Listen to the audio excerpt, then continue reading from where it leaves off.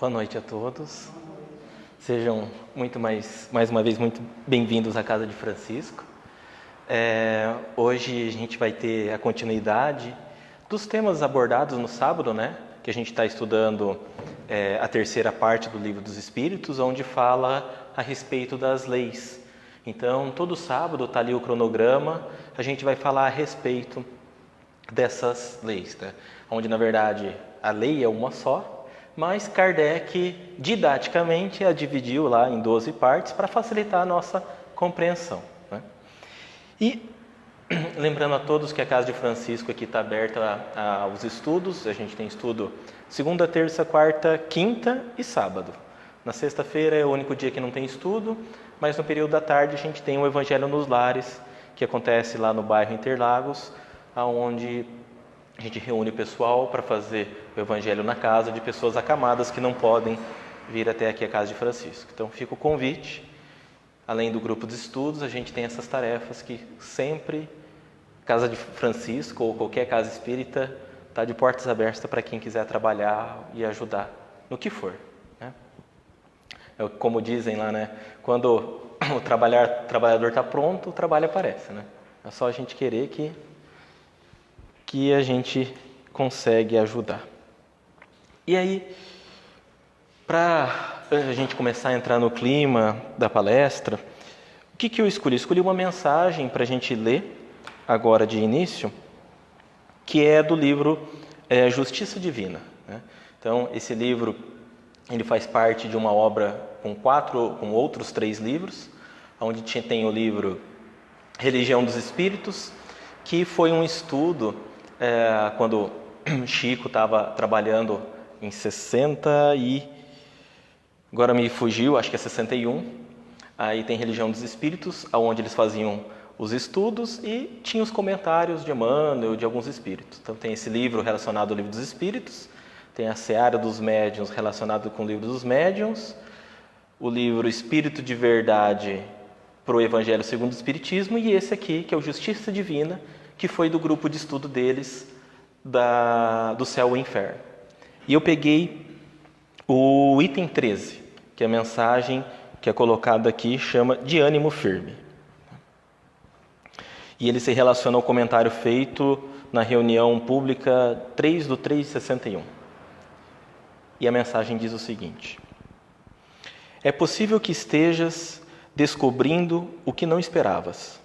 Construções que supunhas de ouro acabaram em resíduos de pedra. Promessas acalantadas por muitos anos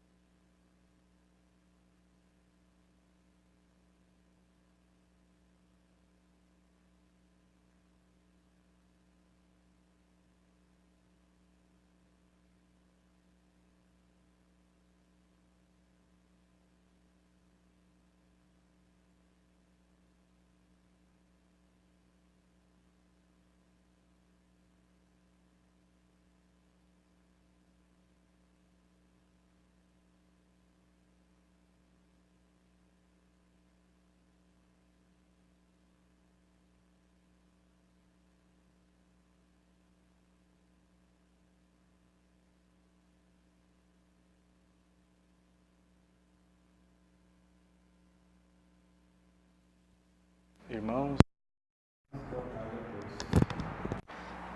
Sejamos todos bem-vindos, como disse, à casa de Francisco. Que a paz de nosso Senhor Jesus esteja conosco e que Ele venha em nosso auxílio para que possamos desdobrar uma palestra de modo clara, que todos possam compreendê-la. Porque este é a finalidade e o objetivo da doutrina espírita, justamente o esclarecimento. Nós iniciaremos no tema igualdade natural. Na questão 803, Allan Kardec pergunta aos espíritos superiores a seguinte pergunta: perante Deus são iguais todos os homens? E eles respondem: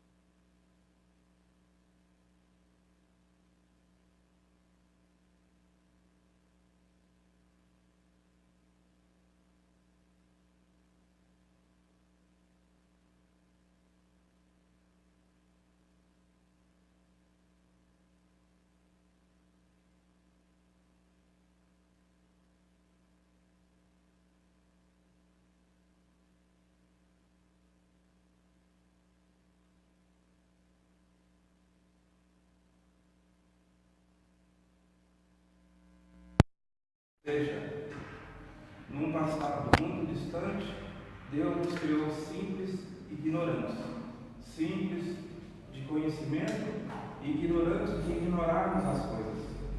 Mas deu-nos o livre-arbítrio para que através das nossas livres escolhas, através das nossas atitudes, das nossas ações, nós fomos criando a nossa própria personalidade. Então, ao longo das existências, dos séculos, vamos dizer assim, nós viemos caminhando. E nesta caminhada, nós fomos adquirindo experiências, fomos nos aperfeiçoando, vamos dizer assim. Então, a doutrina nos ensina sobre a questão, a pergunta é: perante Deus, são todos iguais aos homens? Com certeza. Porque Deus dá as mesmas oportunidades para todos nós, de forma indistinta. Não existe distinção entre um e outro. O que existe é a diferença do nosso caminhar. Alguns caminham mais resoluto, para o bem, para o progresso, caminham mais rapidamente na área do progresso. Outros mais devagar, outros permanecem estacionados. Mas tudo é uma questão das nossas escolhas. Então é isso que é importante da doutrina espírita, que ela vem nos conscientizar que o nosso aperfeiçoamento é obra nossa. A nossa condição de felicidade também, ou infelicidade, vai depender das nossas atitudes e das nossas ações. Assim fica realmente patenteado a verdadeira justiça de Deus. E vem nos esclarecer ainda mais, dizendo sobre a reencarnação. Por quê? Porque a reencarnação é a justiça de Deus. Se nós admitirmos somente uma existência, também não fica difícil admitir que Deus é justo. Porque quando, não vamos aqui citar exemplos de pessoas já adultas, né? Porque muitas vezes as condições que elas estão vivendo, as enfermidades, ela mesma é a causadora, através da sua vivência, através dos seus costumes, né? Das ações, dos caminhos que ele for tomando, muitas vezes eles adquiriram certas enfermidades ou doenças. Mas quando nós relacionamos, por exemplo, na infância, aí a questão de nós perguntarmos, se nós admitimos somente uma vida, então quando vemos crianças que nascem com problemas cardíacos, problemas mentais, problemas respiratórios, como equiparar isso com a justiça de Deus? O que elas fizeram para nascer nessa condição? Então o Espiritismo vem nos trazer luz nessa questão, dizendo que todo efeito tem uma causa, e pois que Deus é justo, justo tem que ser essa causa, esse efeito que nós estamos vendo. E se nós não conseguimos encontrar a causa nessa existência, nós temos que buscá-la numa vida anterior. Então, a doutrina espírita nos ensina que quem humilhou poderá ser humilhado. Aquele que abusou da sua inteligência para prejudicar o seu semelhante, para o seu orgulho e principalmente para prejudicar as pessoas, poderá nascer numa outra existência com deformidades mentais. Aquelas pessoas que se suicidam através de um afogamento poderá nascer com graves problemas respiratórios. Então, assim nós vemos a pessoa, por exemplo, que se suicida com um tiro no coração, poderá nascer com problemas cardíacos numa outra existência. Então, assim, fica esclarecido as questões que para nós muitas vezes era insolúvel, né? E aí nós passamos a entender a justiça de Deus. Porque aquela criança que nasce naquela condição não é uma punição da divindade ou de Deus. Na verdade, é uma oportunidade que Deus está dando para esse ser que faliu na existência passada, renascer e redimir os seus erros. Então nós passamos a compreender que Deus não pune, não castiga, Ele abre portas, Ele dá oportunidades, tantas vezes quanto forem precisas. E assim dessa forma, nós passamos a compreender realmente a questão da justiça de Deus, porque para nós termos a questão da igualdade, para sermos iguais perante Deus, Deus tem que ser justo. E na próxima questão, ele é desigualdade das aptidões. Allan Kardec pergunta: por que não otorgou Deus as mesmas aptidões a todos os homens, ou os mesmos talentos? E eles respondem: Deus criou iguais todos os espíritos, nós, mas cada um desses vive há mais ou menos tempo e, consequentemente, tem feito maior ou menor soma de aquisições e de valores.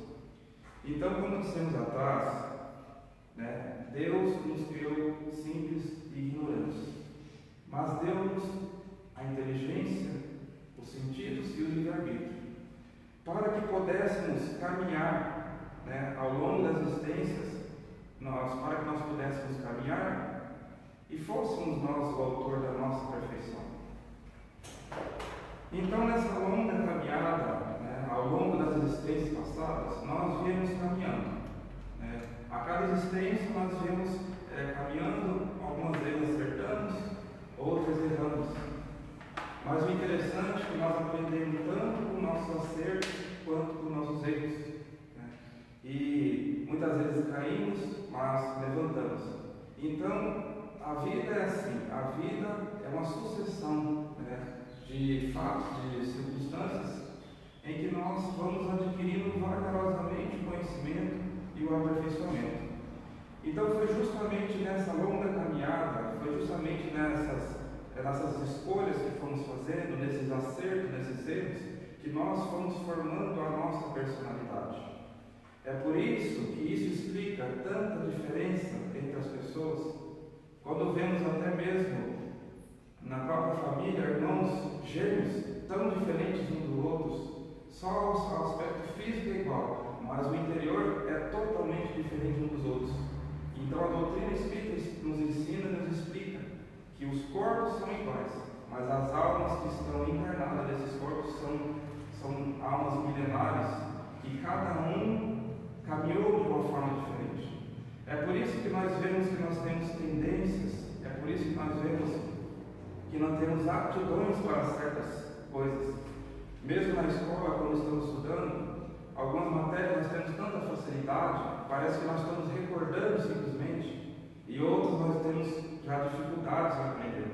E a doutrina nos ensina através das existências passadas, através das aquisições, que muitas vezes essas matérias que nós temos grande facilidade, nós já trabalhamos isso em outras vidas. E aquelas que nós vemos que temos dificuldade, muitas vezes estamos lidando com aquilo pela primeira vez. Também, quando nós vemos a aptidão para o talento, né? A pessoa que tem o talento para as artes, para a ciência, para a música, vemos na nossa história os grandes gênios, né? Que Mozart, Beethoven, com apenas 4 anos, sem nunca terem estudado, tocavam e já compunham suas próprias músicas. Somente a reencarnação para explicar isso, né? É uma alma antiga que já trouxe e trabalhou muito isso em vidas passadas. Por isso que ela flui de forma tão espontânea, de forma tão forte já, né? Numa idade tão curta.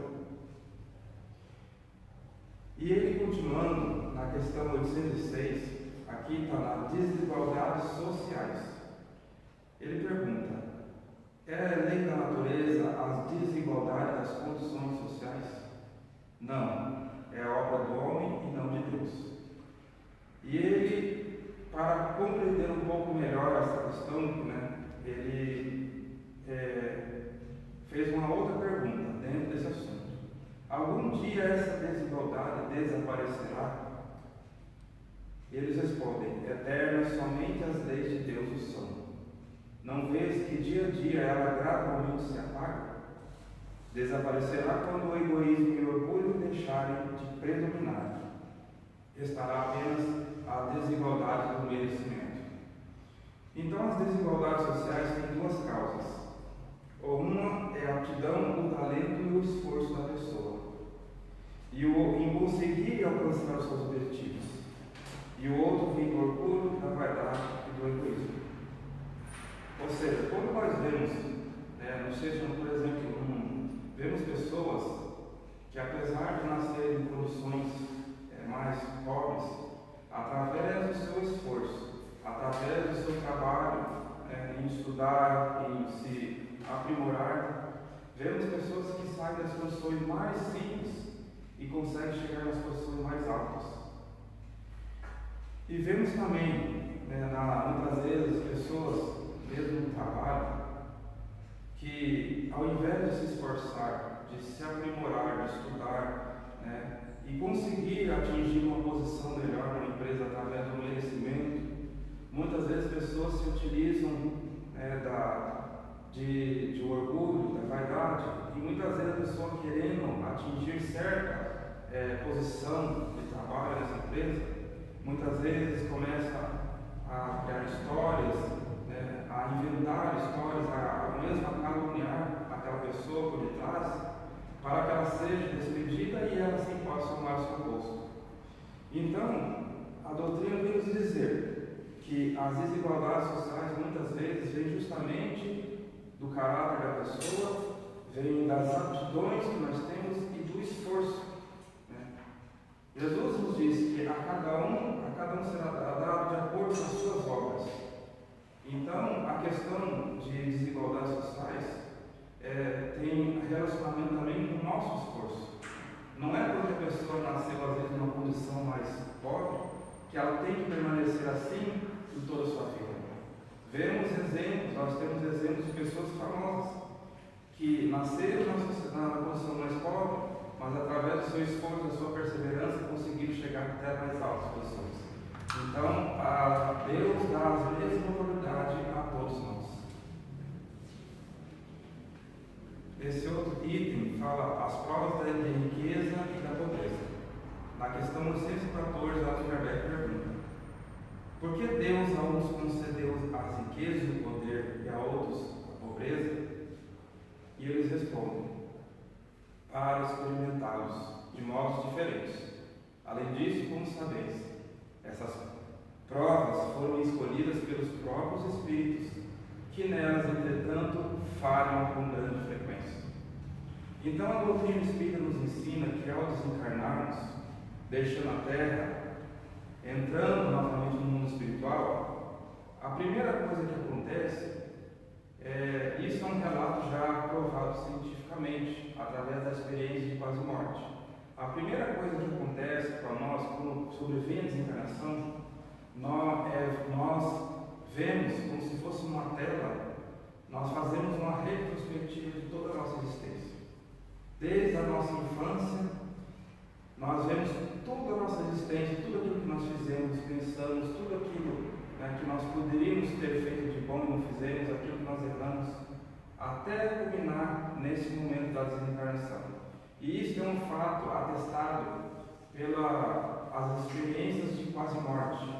Pessoas que sofrem um acidente e às vezes permanecem realmente mortos, clinicamente mortos, até por 5, 6 minutos, e depois elas voltam através do ressuscitamento, elas relatam que nesse tempo que ela permaneceu nessa experiência de quase morte, muitas delas relatam que reviu toda a sua existência, desde a sua infância até culminar nesse momento.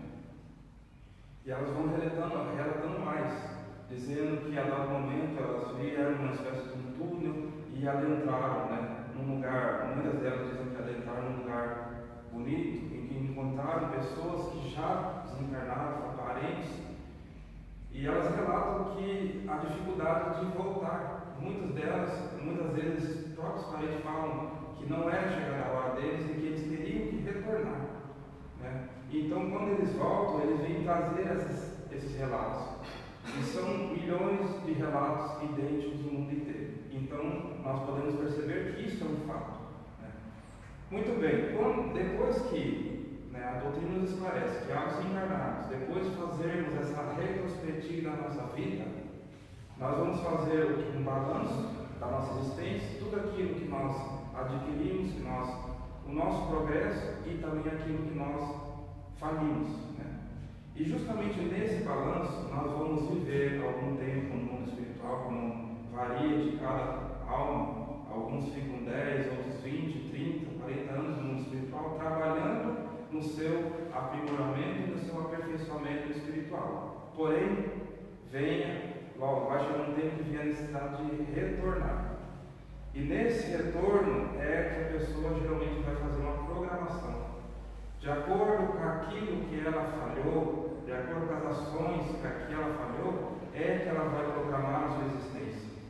Então a doutrina espírita nos ensina que se uma pessoa falhou muito, por exemplo, na área da riqueza, muitas vezes ela pode vir ao inverso. Ela pode vir numa existência mais humilde, na pobreza, justamente para não falir novamente, não errar novamente, não cometer os mesmos erros. Então, depende de tudo desse balanço da nossa existência, que vai depender da nossa vida.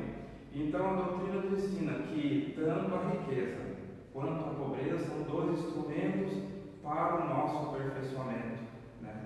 Então, aqui, Allan Kardec vai trabalhar essa questão assim: 815. Qual das duas provas é a mais difícil para o homem? A da pobreza ou da riqueza?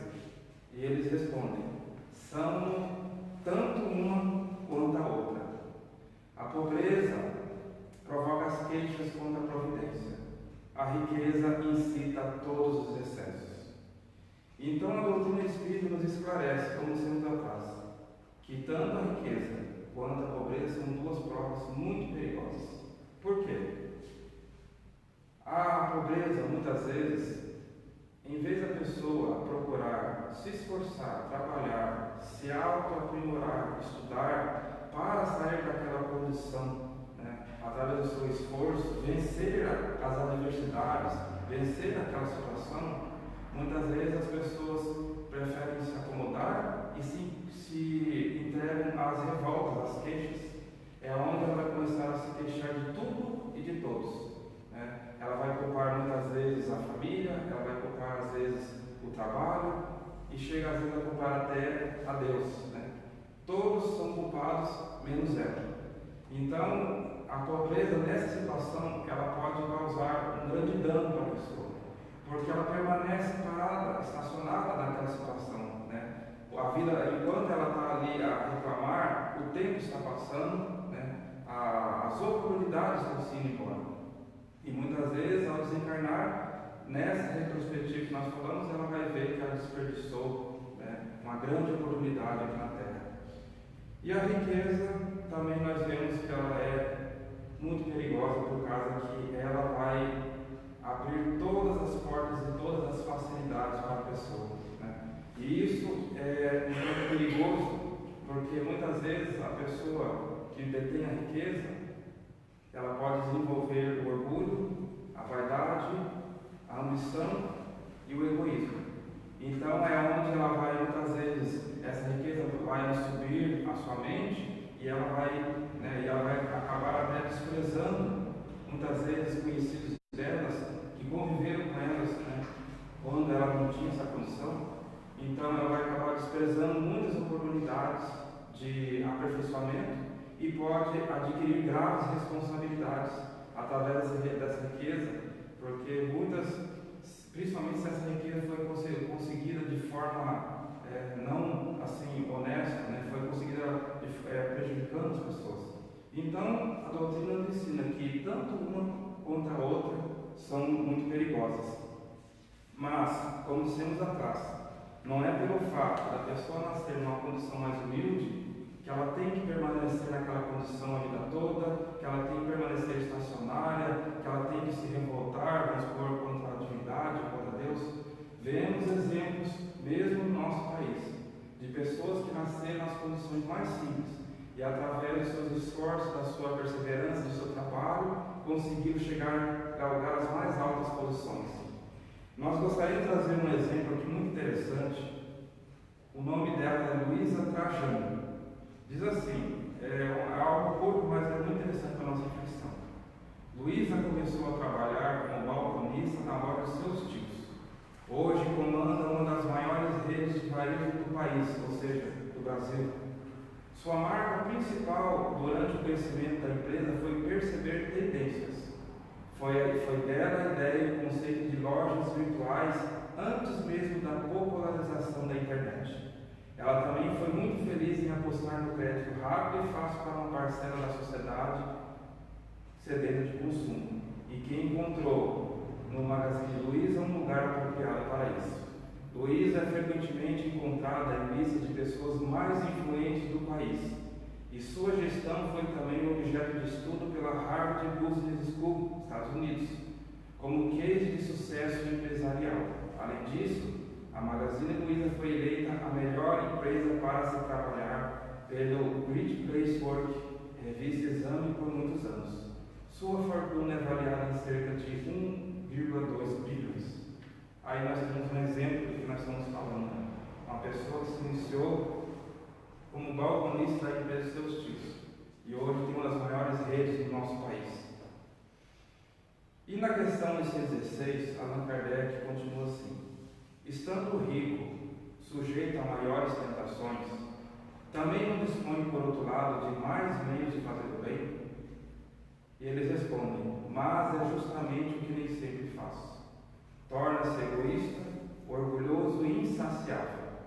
Com a riqueza, suas necessidades aumentam e ele nunca julga possuir o bastante para si unicamente. Aqui nós queríamos fazer umas reflexões sobre o dinheiro e a riqueza. Ainda existe um pensamento no nosso mundo dizendo que o dinheiro é a causa de todos os males na Terra. Isto é um grande equívoco e um grande erro. Porque a riqueza, o dinheiro em si mesmo, ele não é bom nem ruim. Tudo vai depender do uso que a pessoa possui irá fazer dele.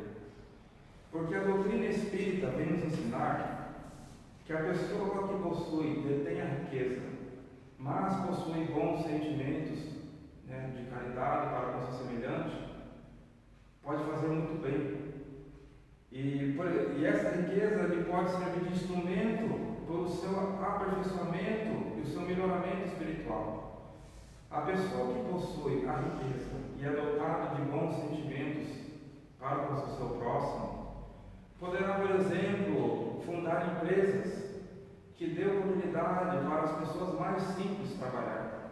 Aquelas pessoas que não tiveram oportunidade de se instruir, de estudar, trabalhos simples da manufatura, de costura, tantos meios, né?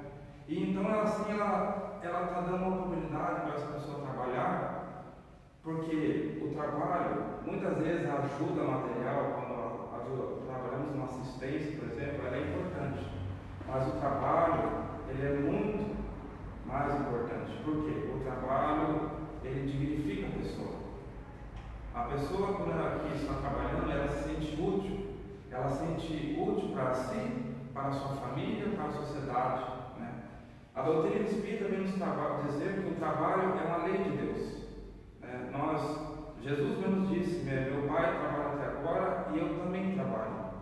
Então, através do trabalho, nós somos forçados a conviver com as mais diferentes pessoas, aprendendo assim que, apesar de tanta diferença entre as pessoas, cada uma delas tem algo para nos ensinar. E porque não há ninguém tão inteligente que não tenha mais nada a aprender, e nem alguém tão ignorante que não tenha nada para nos ensinar. Então, através do trabalho, nós vamos adquirindo o nosso aperfeiçoamento intelectual, mas também moral. E vamos aprendendo a uma melhor convivência com a sociedade.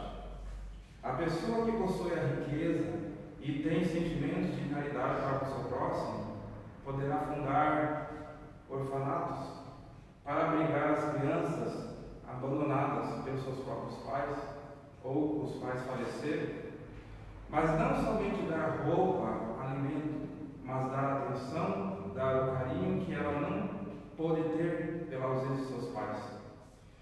Mas o importante é que nesse orfanato, se possível, ele não fique restrito somente ao alimento, à roupa, à atenção, mas que ele possa fornecer desde pequeno cursos para que ele vai estudando, se aprimorando, e conforme ele vai crescendo, ele vai se aprimorando cada vez mais, para que quando ele crescer, ele possa ir adentrar na sociedade, ele possa ter condições de ser aceitado pela sociedade.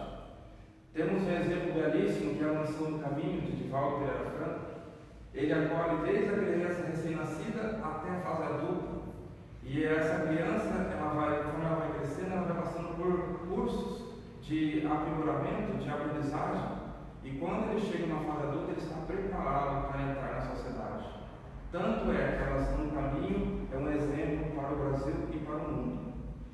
A pessoa que possui a riqueza e é dotada de sentimentos de caridade para o seu semelhante, poderá fundar orfanatos para abrigar pessoas já idosas, que muitas vezes são abandonadas pelos seus próprios filhos.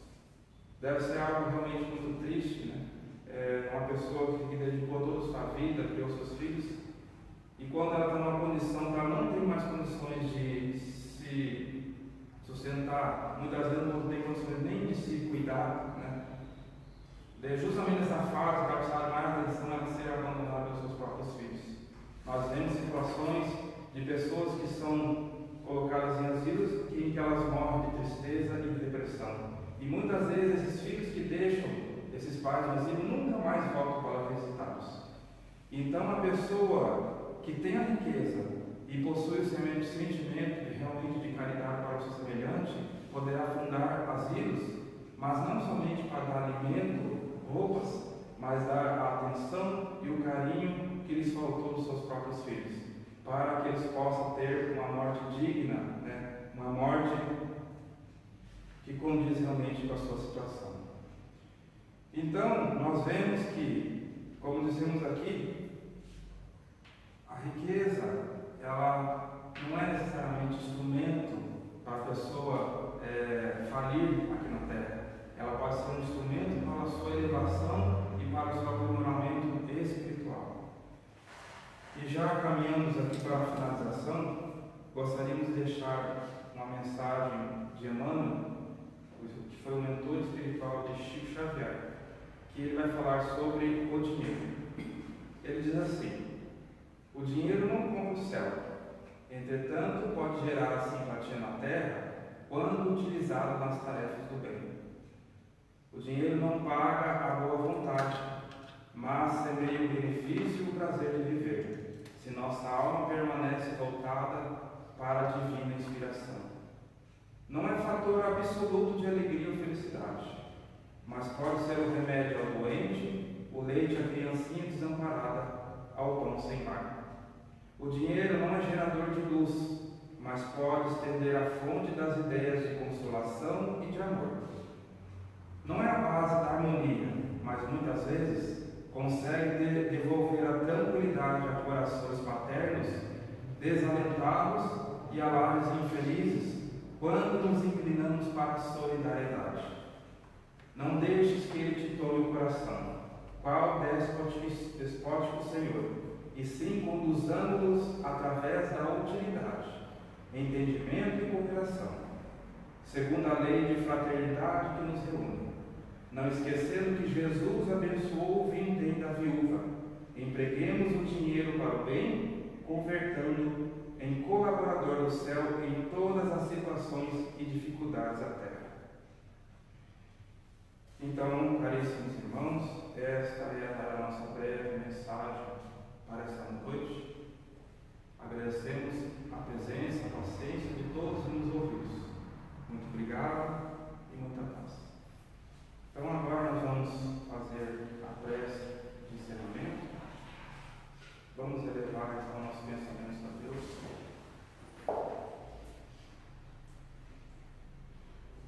e agradecer. Hoje comemoramos no Brasil a sua independência. Ou seja, comemora-se a libertação do nosso país de um jugo opressor há muitos séculos atrás. Mas, na verdade, a nossa maior independência foi há 2000 anos atrás, quando Jesus trouxe-nos a sua mensagem de amor, de caridade, o seu Evangelho. Porque Ele mesmo nos disse: eu venho para que tenhais vida e vida em abundante. Também disse: a verdade vos libertará. Porque realmente, quando passamos a viver os ensinos de Jesus, passamos também a nos libertarmos de muitas coisas. Passamos a libertar-nos do orgulho, da vaidade, do egoísmo, da ambição, porque passamos a valorizar situações que para nós irá prevalecer aqui na terra e levaremos para a vida espiritual, que é a família, a amizade, o amor ao próximo, o nosso aperfeiçoamento espiritual aqui na terra. Então possamos agradecer nesse dia que se comemora a independência do Brasil, agradecer também a nossa libertação espiritual através do Evangelho de Jesus Cristo e também através da doutrina espírita, que vem ampliar os seus ensinamentos e os nossos conhecimentos. Jesus nos disse: eu venho para que tenhas vida e vida em abundância. Realmente, depois que passamos a vivenciar os ensinos de Jesus, a vida se nos torna mais bela, porque passamos a ver o que antes não víamos e a escutar e sentir o que antes nos era desconhecido, como o perfume da flor, a borboleta que voa entre as rosas, o canto dos pássaros, o nascer e o pôr do sol, o céu estrelado e o universo sem fim. Em então compreenderemos que a natureza é de uma perfeição extraordinária, porque é a representação de Deus na sua perfeição infinita. É por isso que devemos trabalhar, lutarmos e nunca desanimarmos, porque o nosso destino é a perfeição e a felicidade. Lembrando as palavras de Jesus quando nos diz: credes em mim, credes também em meu Pai, há muitas moradas na casa do meu Pai. Se assim não fosse, eu já vos teria dito. Obrigado, Jesus, e que assim seja.